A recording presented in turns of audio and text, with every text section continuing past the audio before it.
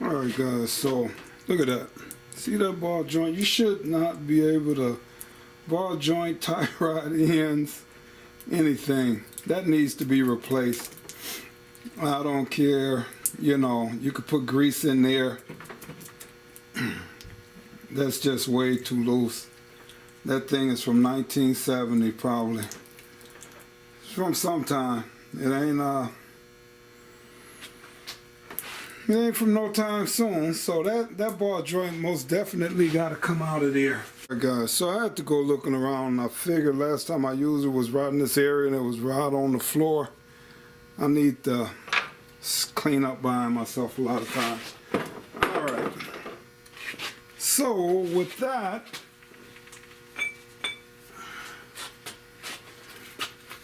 this is gonna go like this.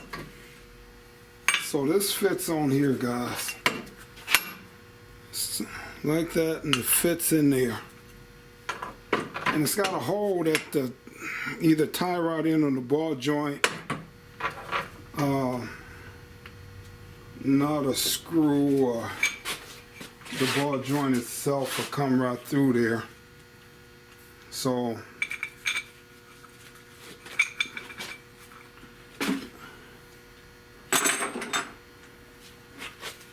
then I want to make sure I use this. This one is in case I wanted the ball joint or something to come through there. That's what that one is for.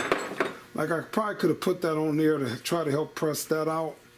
But I need the one that this screw here is gonna fit on this back side here. So I'm gonna put this on here. Then I'm gonna screw this up onto the ball joint.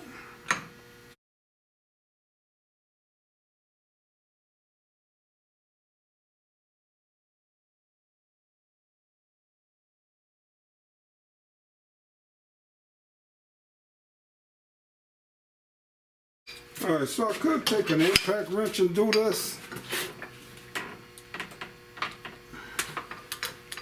but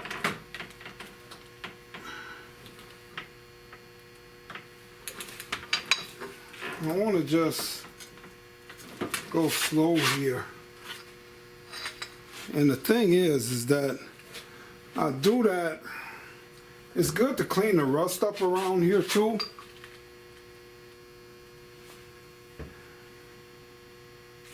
But let me see. Alright, so I just like to take the hammer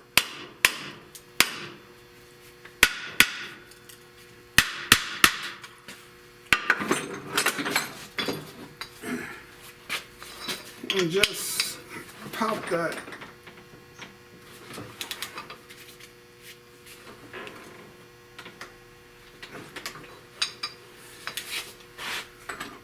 a few times.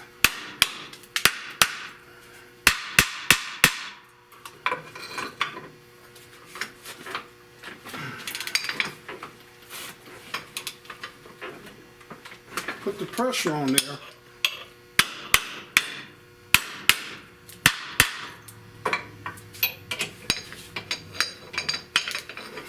And that shock helps break that loose, guys.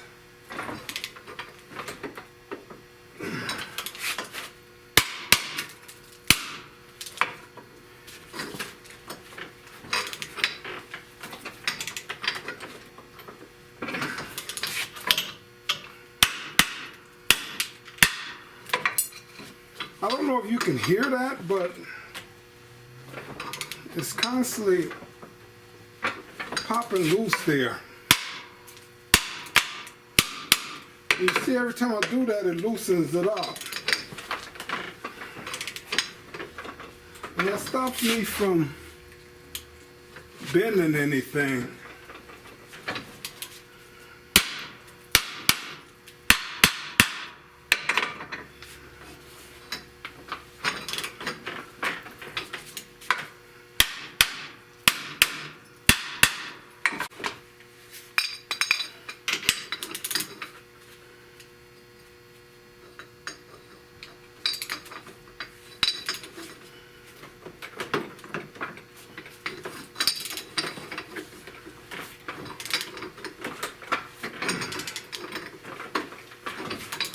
coming out of there.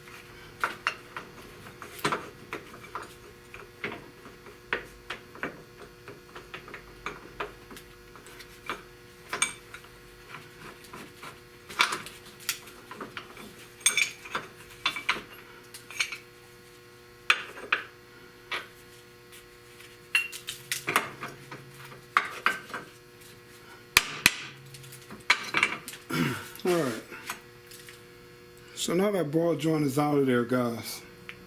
Now I can clean this up, sandblast it, and paint it. So, pretty easy, guys.